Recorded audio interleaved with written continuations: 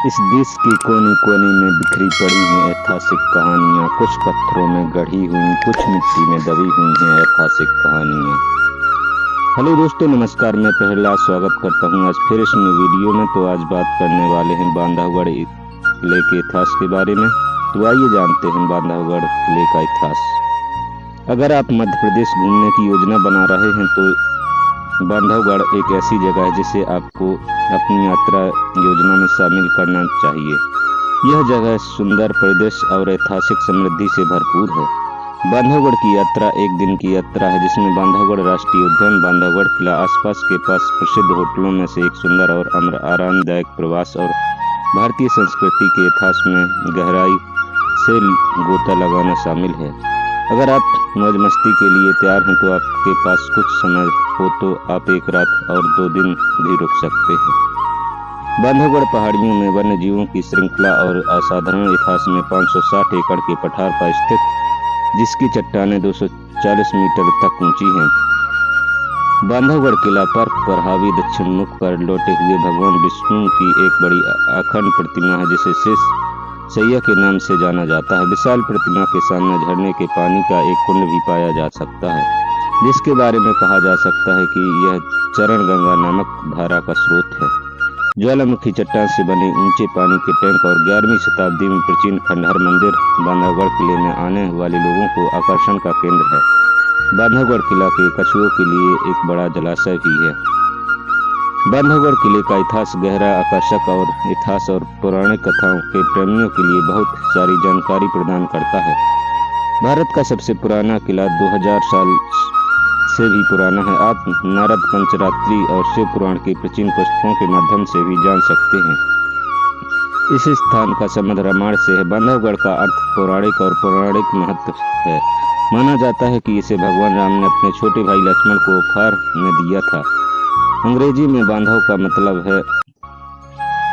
भाई और गढ़ का मतलब किला होता है, जिसके परिणाम स्वरूप भाई किला बनता है। इस किले में भारत के पहले राजवंशों माघा, वाकाटक, सेंगर और कई अन्य की कहानियां भी। क्षेत्रीय लोक कथाओं से यह भी पता चलता है कि बांधवगढ़ किले का निर्माण गोंड शासकों ने करवाया था। ऐसा माना जाता है कि पांडव जाति के गोंड राजा इस किले के मूल निर्माता हैं और गोंड राजाओं के वंशज आज भी किले के आसपास रहते हैं। किले के अलावा गोंड राजाओं ने 12 तालाब बनवाए, जिनमें अब केवल कुछ ही बचे हैं जिन्हें पर्यटक देखने आते हैं। बाकी 2000 सालों से सूख चुके हैं। किला अब रीवा तत्कालीन महाराज मर्तन सिंह की निजी संपत्ति है।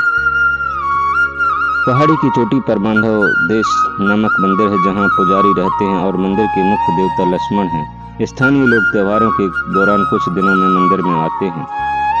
बांधवगढ़ जंगल एक बांधवगढ़ अभयारण्य बाघों की भूमि के रूप में प्रसिद्ध है। इस राष्ट्रीय उद्यान में आपको बड़ी बिल्लियां जरूर दिखेंगी और अद्भुत जंगल आज भी बाघों की बड़ी आबादी को दर्शाता है और इसे 1993 से पड़ोसी पनापथा अभयारण्य से टाइगर नेटवर्क परियोजना के तहत बाघा अभयारण्य माना जाता है। जब पार्क की स्थापना हुई थी तब इन बिल्लियों का अवैध शिकार बहुत ज्यादा बढ़ गया था और जानवरों की आबादी का घनत्व कई गुना कम हो गया था। राष्ट्रीय उद्यान का दौरा करते समय आप छोटे छोटे बांध भी देखेंगे जो आसपास के जानवरों के लिए पानी की समस्या को हल करने के लिए बनाए गए थे। राष्ट्रीय उद्यान में जीप सफारी के दौरान ज्यादातर मौकों पर बाघों के अलावा शावक और हिरण भी देखे। ताला गांव बांधवगढ़ किले की तस्वीर और यात्रा कार्यक्रम में शामिल है क्योंकि यह प्रमुख पर्यटन आकर्षण में से एक है। गांव में मिट्टी के घर और यह भारत में रहने जातीय तरीकों को दर्शाता है। शहरी लोगों के लिए यह देखने और अनुभव करना एक आश्चर्य। यह राष्ट्रीय उद्यान का मुख्य प्रवेश द्वार है। सुंदर परिदृश्य को दिखाता है। पर्यटक आसपास किसी भी शानदार होटल में रात बिता सकते हैं। अब बेगा आदिवासियों के स्थानीय संगीत या नृत्य का भी आनंद ले सकते हैं। बेगा प्रकृति के साथ घनिष्ठता भी रहते हैं और पहले खानाबदोश शिकारी संग्राहक थे। अब आप यात्रा कर रहे हैं तो उनके साथ बातचीत करके और उनकी परंपराओं को समझकर उनकी जीवन शैली और संस्कृति के बारे में अधिक जान सकते हैं।